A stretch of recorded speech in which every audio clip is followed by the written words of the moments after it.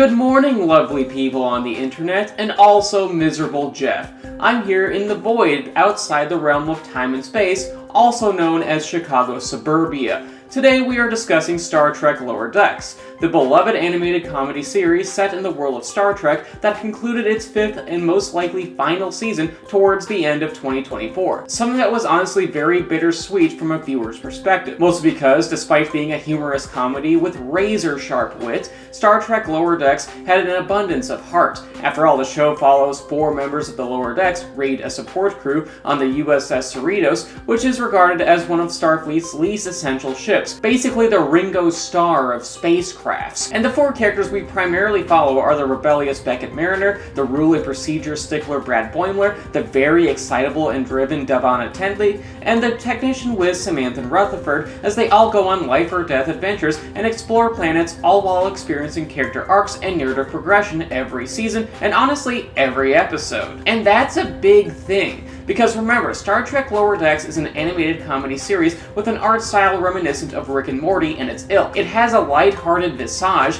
yet the characters and their narrative journeys are emotionally engaging. They are people that actually change as the story progresses. While yes, their core attributes are still intact, like say Mariner's tendency to be insubordinate, and Boimler's adoration with fine print, going by the book and etc., but as Star Trek Lower Decks goes on, these characters' values become more flexible as they begin to form a camaraderie and friendship with one another. And that's a big deal for an animated comedy, given that, even in good shows, characters often don't go on major story and character arcs where they fundamentally change over time. The characters in these shows just don't really grow all that much or feature amazing storytelling alongside the show's heavy comedic chops. And that's just very unlike Lower Decks protagonists, who all have the capacity to change over time. They are characters who are fluid rather than static. But with that said, Star Trek Lower Decks is still a comedy, one that riffs on the Star Trek series as a whole, but does so in a way that has a loving admiration for this series and its quirks. The show often brings up the series' lore about Klingons and Romulans, famous characters like Riker and Picard,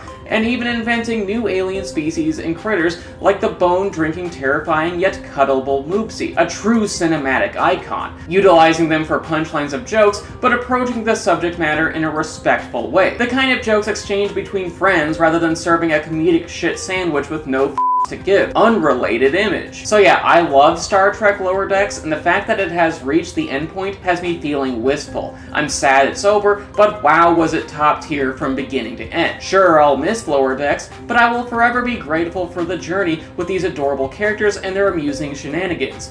Live long and Moopsie.